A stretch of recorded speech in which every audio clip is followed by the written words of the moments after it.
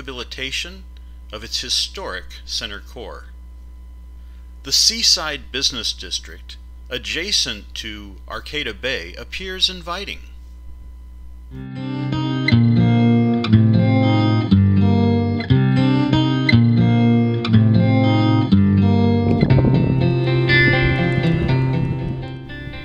The extended breakwater of the Samoa Peninsula stretches protectively along its western border, guarding against tidal shifts from the turbulent Pacific Ocean. This is tsunami territory. Decorative Victorian-era structures are being refurbished to their former preeminence.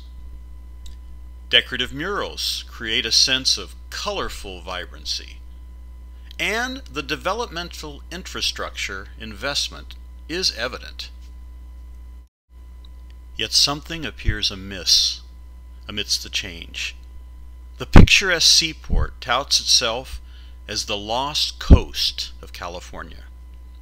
There exists a sense of defiance against conforming to the traditional seaside or stylized resort. There is marginal pretense amidst this gentrified facade.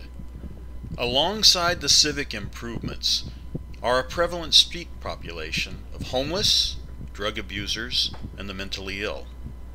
The visual evidence is neither camouflaged nor likely to ever be economically eradicated. Violence has traditionally accompanied the harsh realities of life on the streets.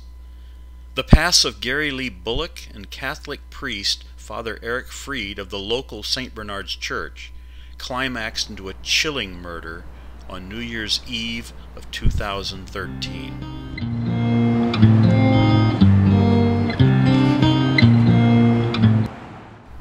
Bullock, a known heroin and meth addict, exhibited a pattern of disturbing and erratic behavior during the daytime of December 31st. He was arrested 65 miles away and brought into town, booked into the county jail.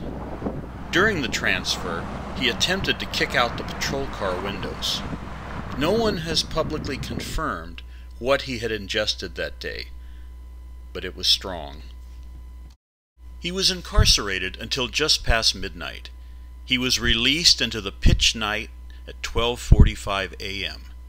He had no family nearby and probably no money. He had nowhere to stay. He was told to look for a homeless shelter downtown. No one was available to accompany him. To the north, the road in front of the jail leads out of town towards the ocean. To the south, the road leads towards the historic downtown. Bullock chose downtown, but decided to detour one block.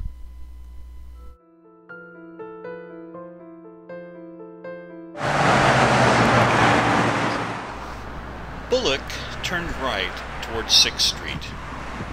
He was likely very familiar with the route.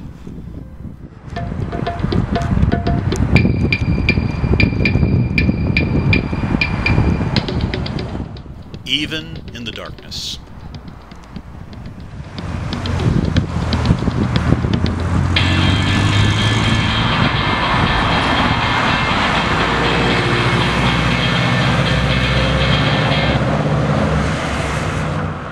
He would have passed the very familiar County Public Health Building.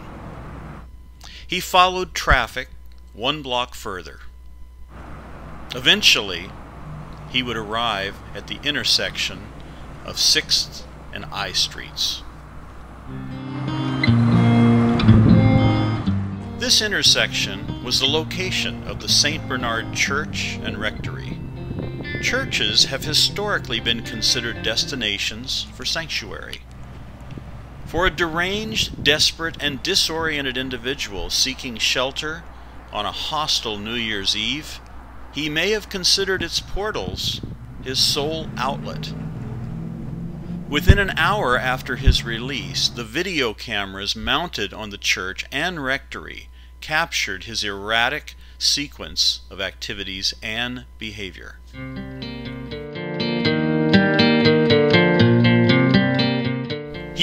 all the building's doorbells.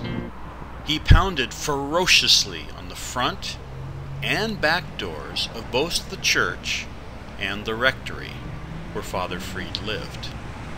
He attempted to try doorknobs and isolate vulnerable window openings without success.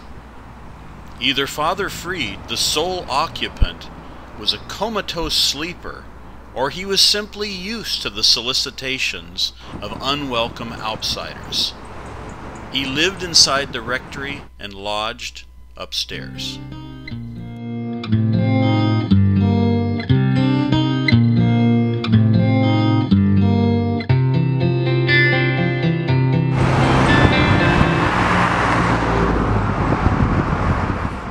At 2:10 a.m., 2 uniformed security guards escorted Bullock off of the property. The problem appeared solved. Yet the problem was far from resolved. Bullock returned 8 minutes later upon their departure. He resumed his entry efforts in the patio area and found a vulnerable woman's bathroom door. He would remain inside for periods of time. The video showed Bullock being chased off at 3 a.m. by another uniformed individual with a badge. Bullock's absence was short-lived. He continued staking out the building, speculating on the best means of access.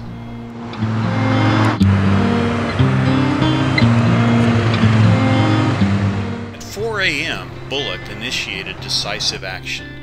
He dislodged an 8-foot pipe from one of the rectory's south walls and grabbed a wooden stake. He shattered and crawled through a back window. Was Father Freed cognizant of the noise? If so, there was no published record that he telephoned the police for assistance.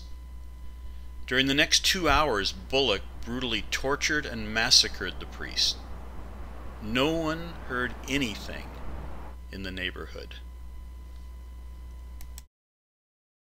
Once the killing was completed, Bullock unsuccessfully attempted to set the rectory on fire. He fled with Father Freed's car and an odd assortment of personal belongings. Father Freed would be discovered New Year's Day when he failed to show up the next morning to conduct the 9 a.m. New Year's Day Mass. On the afternoon of January 2nd, Bullock was arrested without resistance 60 miles away. This was the identical location where the odd string of events began that defined his final day of freedom.